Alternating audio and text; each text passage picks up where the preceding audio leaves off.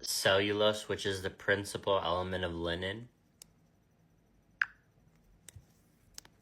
Certainly.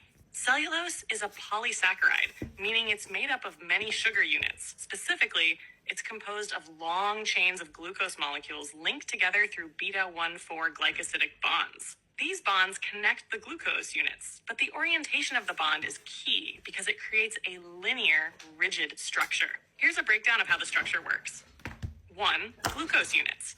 Each glucose molecule is a 6-carbon sugar with hydroxyl groups, NiOH, attached to each carbon. When glucose units are connected, they form a long chain. The glucose molecules are connected by the beta-1,4 glycosidic bond, where the linkage between two glucose molecules is formed between the first carbon of one molecule and the fourth carbon of the next. 2. Linear chains. Unlike starch, which has branches, cellulose forms long, straight chains. These chains are stacked next to each other, and hydrogen bonds form between the hydroxyl groups of adjacent chains, helping the cellulose fibers hold together. 3. Crystalline structure. The cellulose chains are aligned parallel to one another, forming ordered regions that are crystalline. These crystalline areas give cellulose its strength, rigidity, and resistance to degradation. 4. Amorphous regions. In between the crystalline regions are areas where the cellulose chains are less ordered or tangled. These regions allow some flexibility, which gives the fiber its bendable quality. The combination of these ordered, crystalline, and disordered amorphous regions is what makes cellulose both strong and somewhat flexible, which is why it's so effective as a structural element in plants, including linen fibers. Does that give you a clearer picture of the structure of cellulose and how it contributes to the properties of linen? Yes. Is there any, okay, wait, so looking at the cellulose, it says that in between there's a H and then a H connected to the C, and then there's a O that actually connects each cellulose molecule.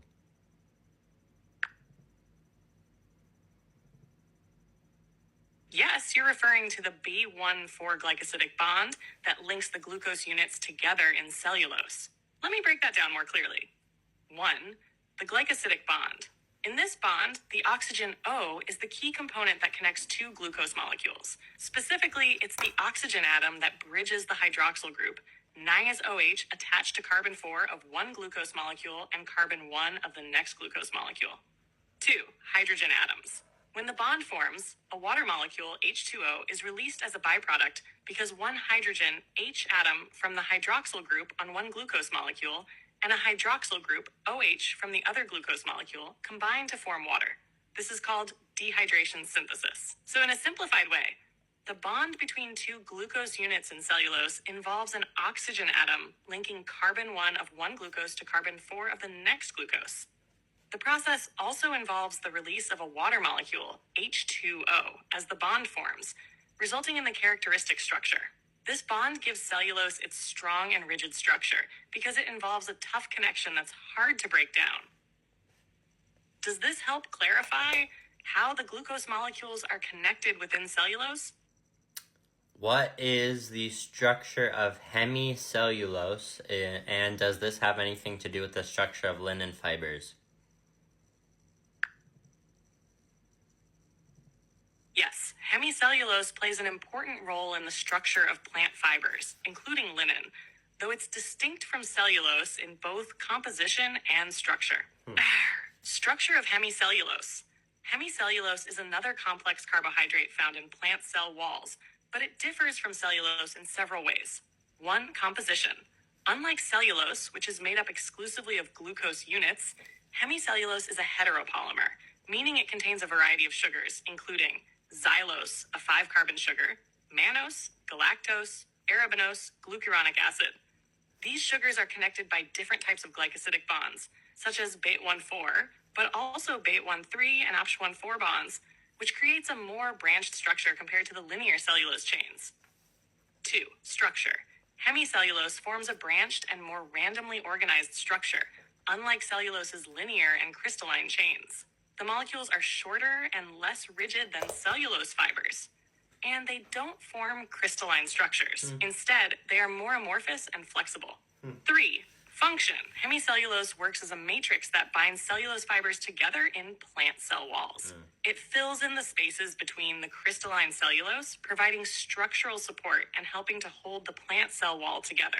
Hemicellulose is much more easily broken down than cellulose, which is why it's more readily digested by certain organisms, including some bacteria and fungi.